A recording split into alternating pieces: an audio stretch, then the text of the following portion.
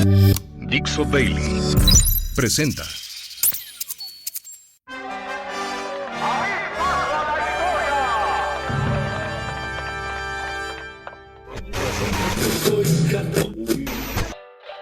Damas y caballeros, aquí se platican historias, Anécdotas y efemérides.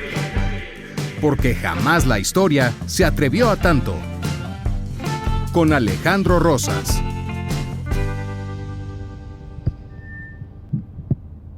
Hola, ¿qué tal? Buenos días, buenas tardes. Yo soy Eduardo Albornoz, el productor del señor Alejandro Rosas. Y convoqué esta rueda de prensa para dar a conocer que esta semana no va a ser posible publicar un episodio nuevo. Esto es debido a que el señor Rosas se encuentra indispuesto. Y no sé si alguien tenga una pregunta. ¿Le dio ébola o hantavirus? No. Solo tiene una tos que le impide grabar. Digo, hasta donde yo sé, no ha viajado en cruceros o ido a África recientemente, así que no, se descartan enfermedades.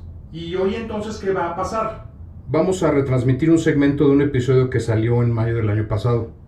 Oiga, señor Albornoz, usted está muy guapo y todo, pero ¿por qué nada más una parte y no el episodio completo?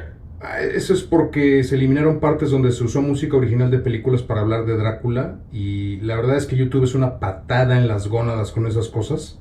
Baja los episodios por temas de derechos y no pregunta, cosa que no pasa en Spotify. Entonces de esa manera la gente que sigue, porque jamás la historia se atrevió tanto aquí en YouTube, pueda seguir escuchando en la plataforma y pues no tenga problemas, ¿no? Oye, ¿es cierto que una tal Coach Victoria le hackeó su cuenta de X o de Twitter? No, a ver, eso fue a mi gemelo malvado Antonio Sempere y pues nada más que agregar del tema, ¿eh? Así que, bueno, gracias por estar aquí. Los dejo a continuación con este medio episodio. Espero que lo disfruten y tengan una excelente semana. Y ahora, en nuestra gustada sección Con letras de oro. les traigo una frase que a mí me gusta mucho. la moral es un árbol que da moras o sirve para una chingada. ¿Quién la dijo? Gonzalo N. Santos. ¿La dijo? Sí, ciertamente, o al menos por quien era Gonzalo Santos, podemos decir que sí se la aventó. ¿Quién era este individuo? Bueno, pues fue el gran cacique de San Luis Potosí en años posteriores de la Revolución, se enlistó en la Revolución Maderista, se le hacía fácil apretar el gatillo, no tuvo empacho en acabar con sus enemigos, y de hecho, Gonzalo N. Santos, la N no significa nada.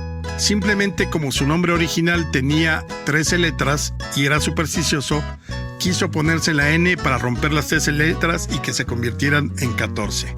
Bueno, Santos además fue uno de los fundadores del PNR, es decir, abuelo del PRI, y tenía la credencial número 6 de ese partido fundado en 1929. Como les digo, fue el gran cacique, tenía una gran extensión de tierra en un rancho conocido como el Gargaleote, allí en la Huasteca Potosina, y finalmente se lo expropió, o al menos una parte, el gobierno de López Portillo. Pero era el cacique de caciques, todos le temían, tiene unas memorias extraordinarias donde no se tienta el corazón, ni tiene pudor para contar a quién sí y a quién no mató. Se lo recomiendo, Gonzalo N. Santos. Y por esta trayectoria es muy posible que sí haya dicho: la moral es un árbol que da moras o sirve para una chingada.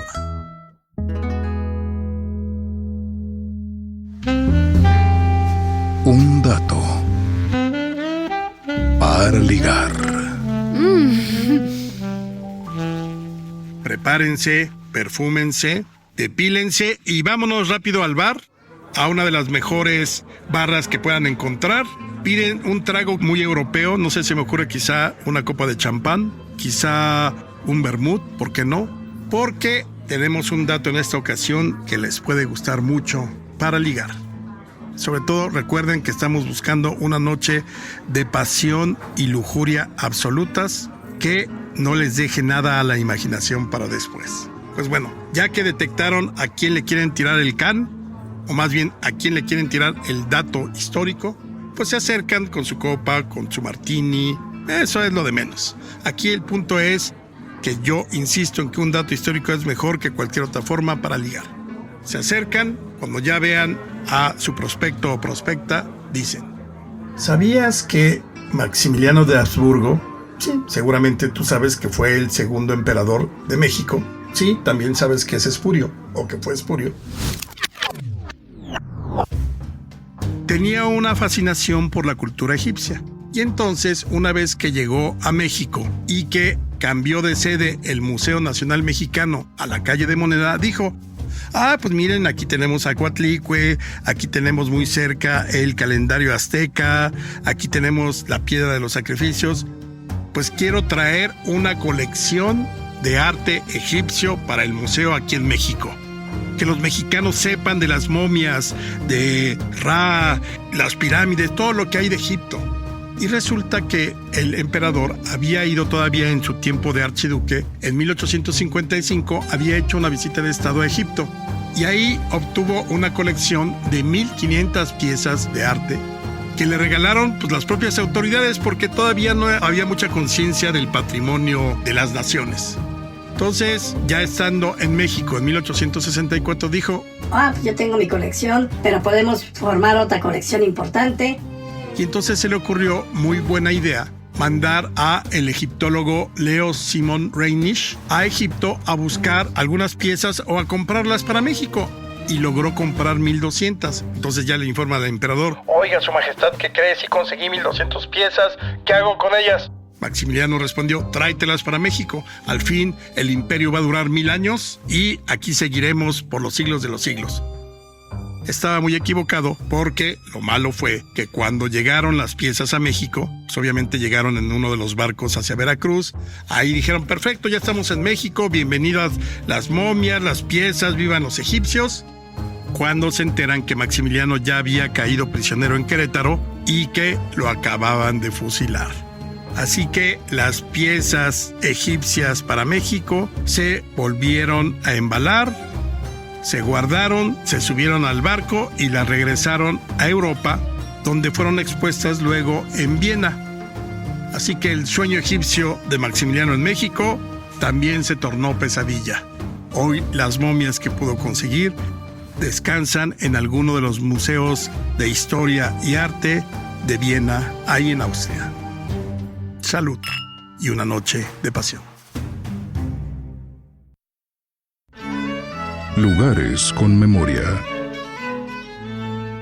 Seguramente ustedes han escuchado que en algún momento del siglo XX había una penitenciaría que se llamó Lecumberri. Bueno, el nombre podría uno tener muchas teorías, pero lo cierto es que simplemente era el apellido del dueño de las tierras que le vendió al gobierno pues una extensión grande de tierra para poder construir lo que fue una de las penitenciarías más modernas del México porfirista. Fue inaugurada el 29 de septiembre de 1900, lo cual fue un acontecimiento grande porque se supone que tenía todo lo necesario para rehabilitar a los delincuentes, para ayudarlos a volver al camino de la verdad y al camino de la justicia. Desde luego, nunca fue eso. Pero fíjense, en el discurso inaugural, el director de la penitenciaría dijo: Señor presidente, aquí todo va a ser silencio, quietud, casi muerte. Al poblarse este recinto se advertirá apenas que alberga seres vivientes. Al perderse el eco de vuestros pasos comenzará el reinado del silencio y de la soledad. Pero va a elaborarse aquí también, en el silencio y en la oscuridad, el fundamento más profundo y primero del orden. ¿Cuál es? La justicia. Obviamente era una penitenciaría y como buena universidad del crimen, así se portó ese lugar, la penitenciaría de Lecumberri. Le quisieron llamar que era una enfermería para las dolencias morales o una piscina redentora para los criminales, pero no. Prácticamente ahí entraba todo mundo, muchas veces ya no volvían a salir, y también fue el lugar ideal para los prisioneros políticos. Yo tengo el gusto y el honor de decir que mi bisabuelo Crispín Robles, cuando se levantó en armas contra Porfirio Díaz, fue capturado y estuvo varios meses encerrado en Lecumberri. Fue un reo de la penitenciaría de Lecumberri. Fue, al final, sí, moderna y todo, pero como les digo, la universidad del crimen. Sin embargo, sí tuvo algunos reos famosos. Por ejemplo, Goyo Cárdenas, el asesino serial de Tacuba, que luego le aplaudieron en el Congreso cuando salió libre.